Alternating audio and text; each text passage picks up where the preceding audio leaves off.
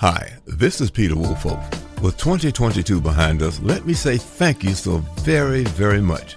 First, to all of our great guests that provide the exceptional content for this podcast, and to our ever-growing number of listeners and supporters of the Public Relations Review podcast. At the close of 2022, we now have listeners in over 2,000 cities located in 123 countries around the world. Here in the U.S., this podcast has been voted one of the best PR podcasts in America. Because we continue to provide skilled professionals that can present you with excellent content on a wide range of PR topics and the large listener downloads of usable information we deliver, this podcast was awarded a Best PR Podcast trophy from the Nashville chapter of the Public Relations Society of America. We have also won a Best Business Podcast trophy from the American Business Association.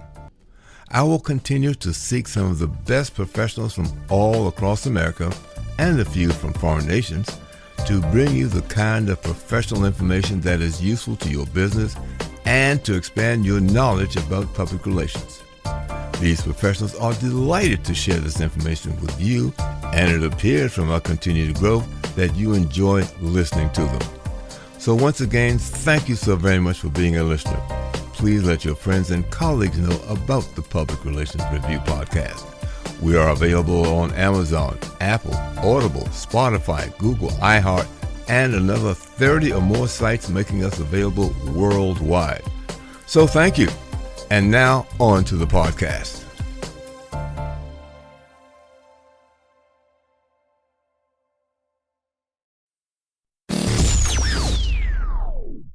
Welcome.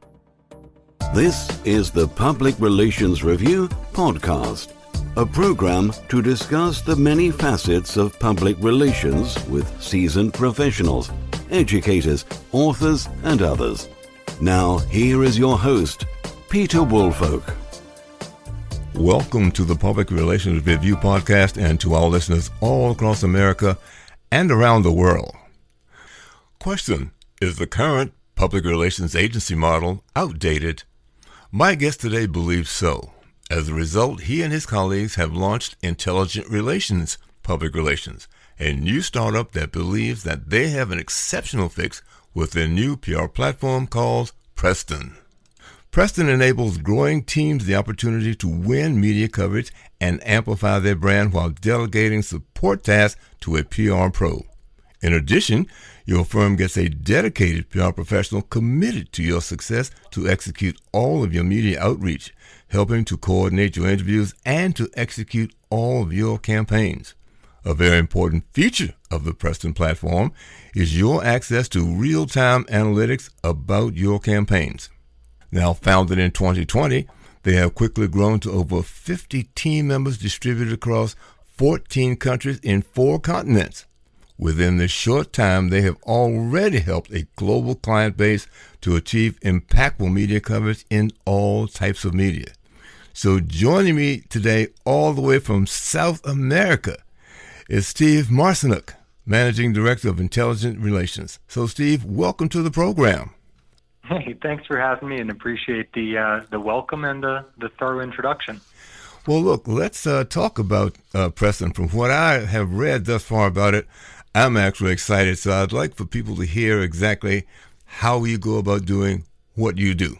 Yeah, absolutely. So first of all, I've been listening to a couple of the recent episodes you've done on artificial intelligence, and it's clear that both you and it seems like your listening audience are rather up to speed with some of the transformative things that AI has done and will continue to do for the PR industry. So we actually, as you mentioned, we started back in 2020 because we saw some of the artificial intelligence that was coming up, early versions of GPT, which is now ChatGPT, and we were just seeing that the PR industry was a perfect application for some of the AI technology that was going to be emerging at that point over the next few years, and sitting here in 2023, emerging now.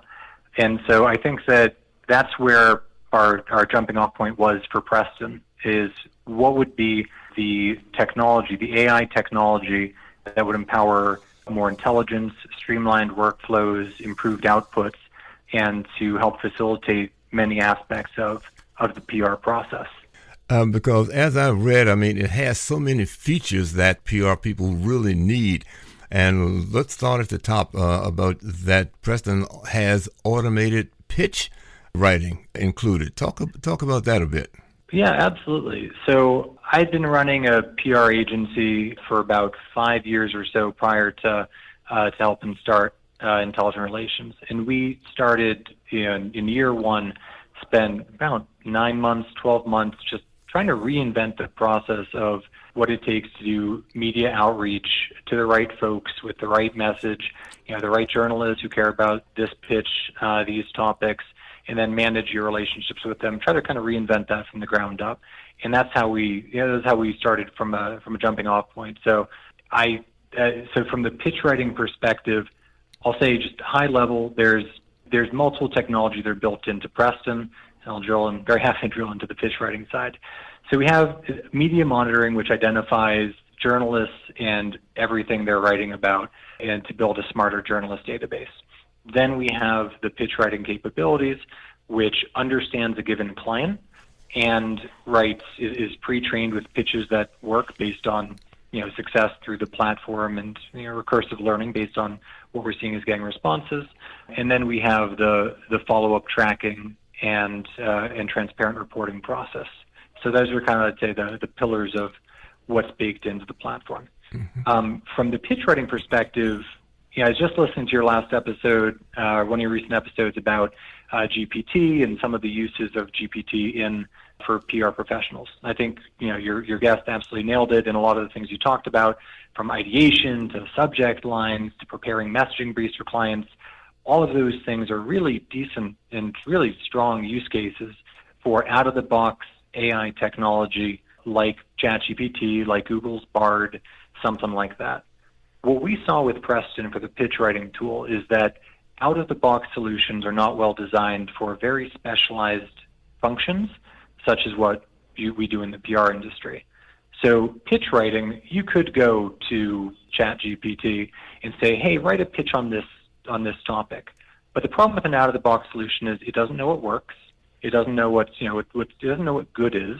It doesn't know the client that you're pitching on behalf of. Mm-hmm. It doesn't know the news. ChatGPT had the knowledge cut off as of September 2021, and so it's an imperfect tool for what's really the bread and butter daily activities of a PR pro. So instead, what we did is we built a framework where Preston has an individual account set up for any individual client, where it learns that company. It understands their messaging. It understands what they care about, what they do, their areas of expertise. It's pre-trained with their leadership, and so it knows all that. And you can go into a cold solution and saying, write a pitch about this. Oh, by the way, our CEO is so and so, and they do these topics, etc. It knows all that. It's pre-trained with pitch examples that have worked. It's pre-trained to know what the standard is. And so by having those things, by having a custom pre-trained model for a specific client, knowing what the standard is of what's likely to get a response, you're able to get really good outputs right out of the gate.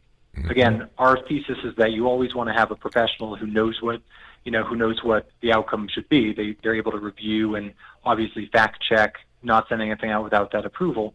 But it's certainly a great jumping off point for anyone who's using a generative AI to write pitches. Well, I can certainly see the benefit of that because, as you said, ChatGPT just regurgitates what it can get its hands on. It goes out and looks for stuff that fits what you've asked for and then gives that to you. As I hear you say it, your program understands what it is your client wants and how they go about it, so it can better frame and recite, if you will, things that will better adapt itself to their needs. Yeah. So, for example, we have a data privacy client on the platform, and rather than having to re-educate your pitch writer each time, oh, by the way, the CEO's name is Rob, and their website is this, and here's their service offering, that just comes standard. So it's really like building a custom set of AI tools for any client, and it sets up and learns instantly. And that's one of the pain points I know folks listening are likely aware of, is that sometimes it does take a little bit of a learning curve to get up to speed with what a new client does.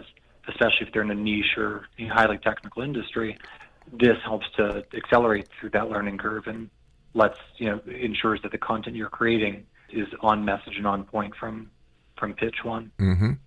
And now, is this also an overview of when you say that, I guess, Preston empowers anyone to win their own media coverage? Is that built into the fact that your pitches are much more directed better and more accurately because of the way you put them together? So I would say the right way to frame what we're doing from my perspective is it's AI assisted. So if someone wants to write a pitch, if a PR professional working in-house, a PR consultant, or a talented marketing professional who knows what they're doing, if they know their messaging, they know what they're trying to communicate, this is a really solid set of, say, training wheels to help them get out the door. Mm-hmm. So we're seeing that the folks who are most successful and are using Preston for themselves are folks who have a strong PR background, they have a marketing background, they understand what good messaging is, and they can use the tool to jumpstart, polish, and work through the process of sending a pitch from ideation through to response a whole lot faster than they could without that. Now, have you made a distinction between, let's say, some of the smaller firms that might have only 3 or 4 or 5 people there, as compared to some of the big national firms, and in some cases, a few might even be international? Can you work with both of those extremes with this? The target market for us really it's designed for the solo practitioners, the small firms. It's a great solution for those folks because you want to set up a dedicated account for each one of those clients. Mm-hmm. It's people who maybe they don't have the entire infrastructure baked in. They don't have the team of analysts. They don't have the team of folks who are helping with the ideation. They need extra hands. Preston metaphorically helps them to have that and helps them to perhaps compete with teams that have more resources. So those are the folks who, when we're hearing feedback from clients, those are the folks who are our biggest fans and biggest promoters. Mm-hmm. Now, in terms of, because I had a brief glimpse at some of your list of reporters, how extensive is that? And let's sort of maybe focus on the U.S., but how extensive is it in terms of either just gross numbers or by areas that they cover? Just wondering how you put that one together. Yeah, absolutely. So the media database, we'll talk about breadth and we'll talk about depth. So in terms of breadth, number of journalists, we're in the hundreds of thousands of journalists, and it's growing every day. And obviously there's, because we mentioned in our online presence, expanding to other platforms soon. The way we see it, and there's no news to anybody here, is that the media landscape is continuing to fragment. There's someone who is a writer, maybe a freelancer for many publications, and have their own Substack, and have a podcast. And so building a centralized platform that's able to take all that information about all the content they're creating on all of their platforms to create a really deep and three-dimensional view of that influencer, of that journalist, that's where we're seeing the trend goes, and that's where we're focused as well. And in terms of depth, that's where we're frankly most excited. So a lot of the media databases out there are, obviously they have wide number of folks. They have great tagging on of the journalists and the editors in their database. We're going a step further. Rather than putting folks into predefined categories, we're just sucking in all of the content that these folks are creating and creating, the technical term is vectors of who these folks are, mm-hmm. and creating a much more, three-dimensional, four-dimensional. I mean, it's a multi-dimensional perspective of who these folks are and what they're creating. Beyond just putting someone into a box, like say you have a pitch about, your client has a disagreement with an approach that Elon Musk is taking to business, and you want to find journalists who are likely to care about that.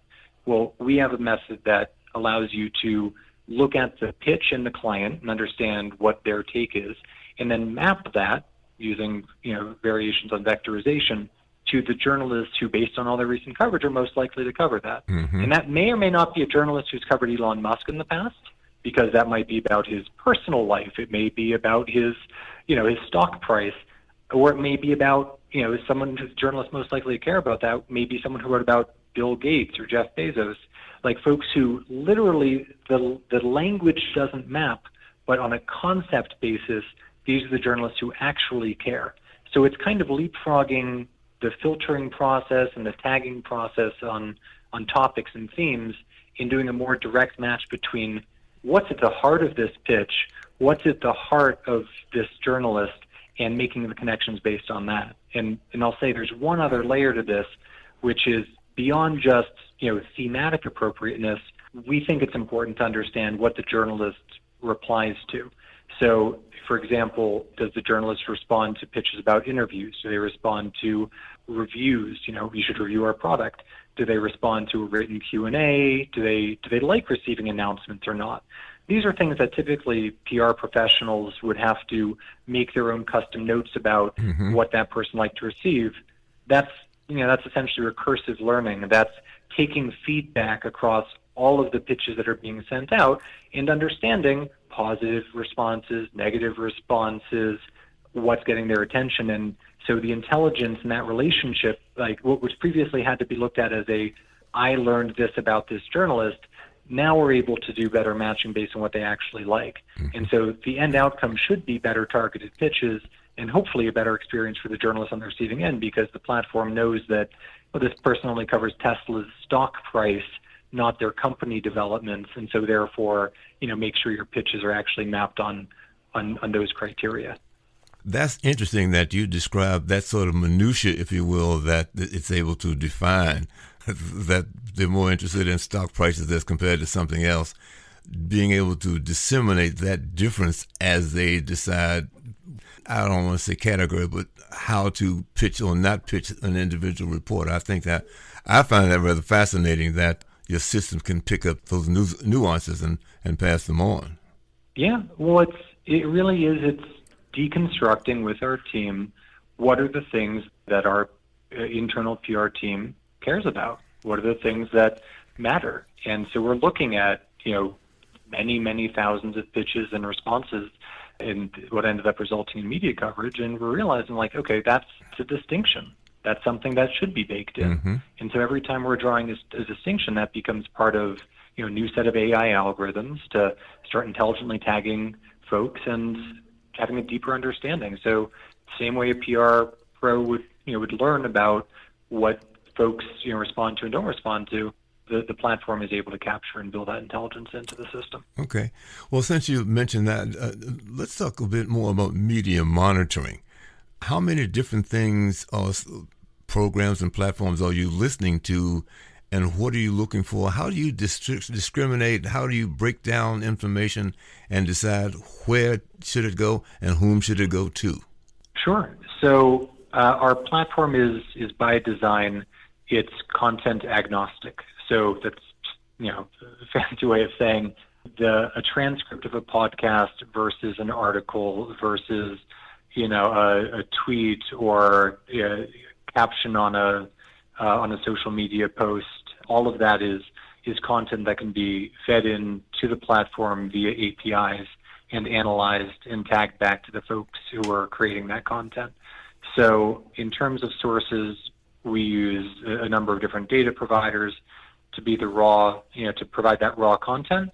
And that's actually one of the things that made this a very good moment for creating, communications technology, is that the ability to process massive amounts of data is now possible at a scale it wasn't previously. So you can now analyze, we got in the last couple of months, 35 million plus articles in our database. Wow. We can process all of those in, depending on the analysis, in hours, in a day, and we can process all data flowing into the platform in real time along all those kinds of criteria.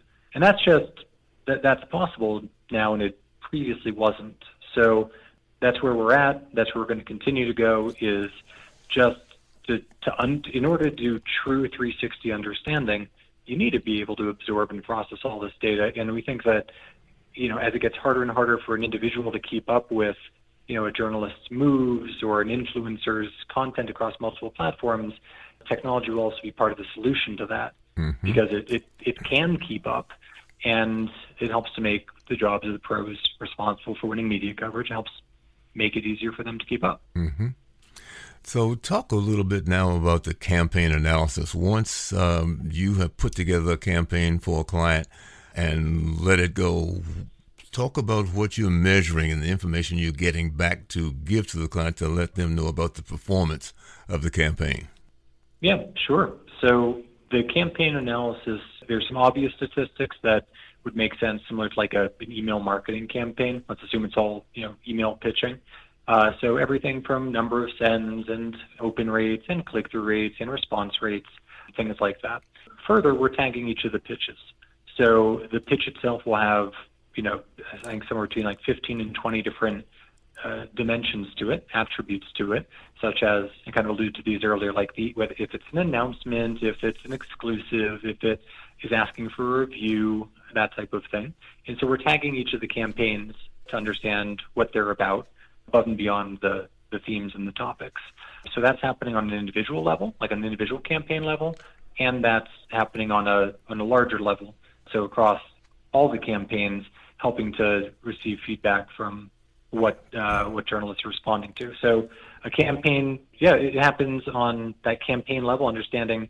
So your campaigns about announcements seem to result in lower response rate than your campaigns about product reviews, for example. You can also see, based on responses, you can see this journalist gave 5 positive responses to you over the last 6 months.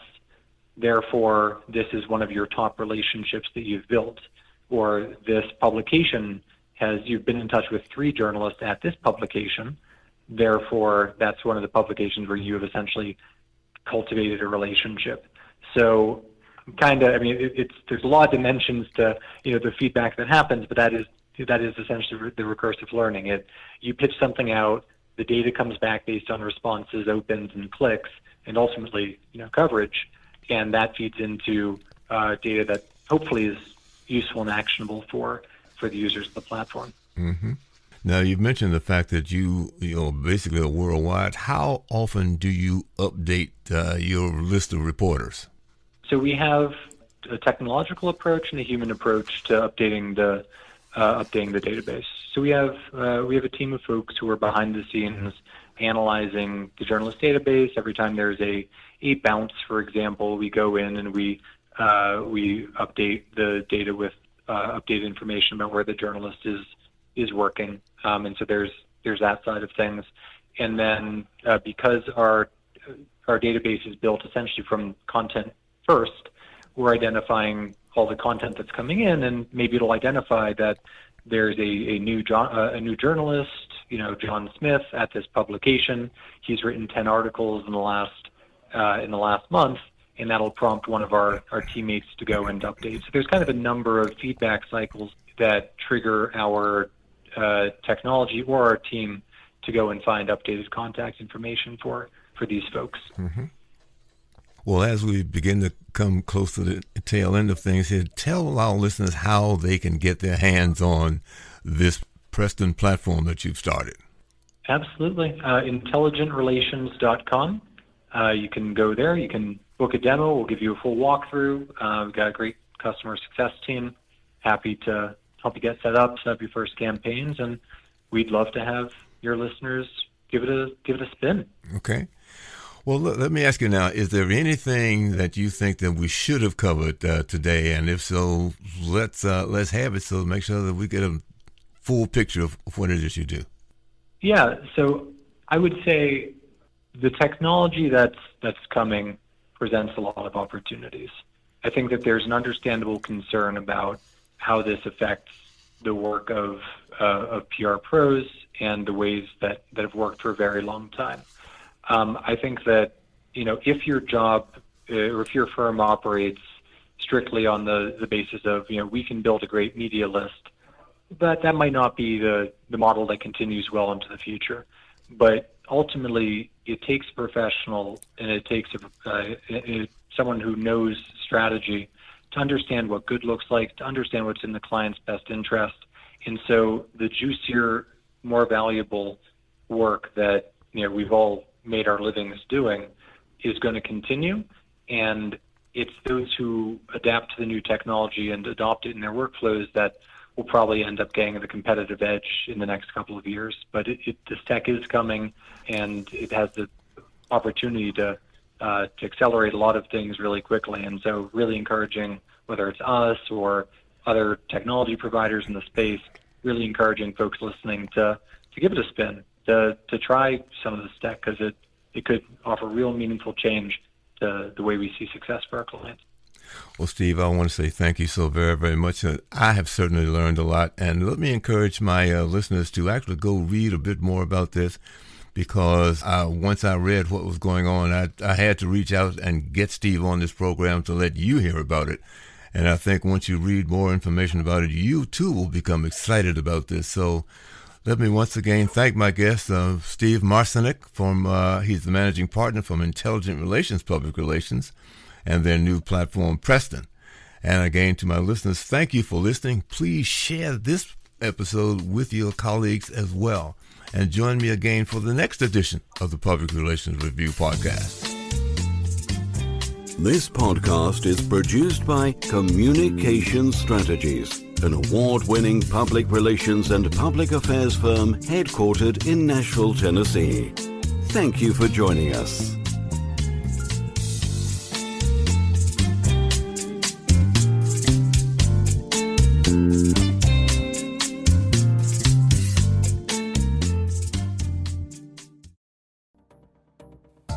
Hi, this is Peter Woolfolk speaking. Now, first of all, thank you so very much for listening to the podcast. Now, I am very excited to let you know that the podcast is now available on Amazon Alexa. You know the drill. Simply say, Alexa, play Public Relations Review podcast, and she'll take it from there. And again, thank you for listening. And if you enjoy the program, please become a subscriber. Now, on to the podcast.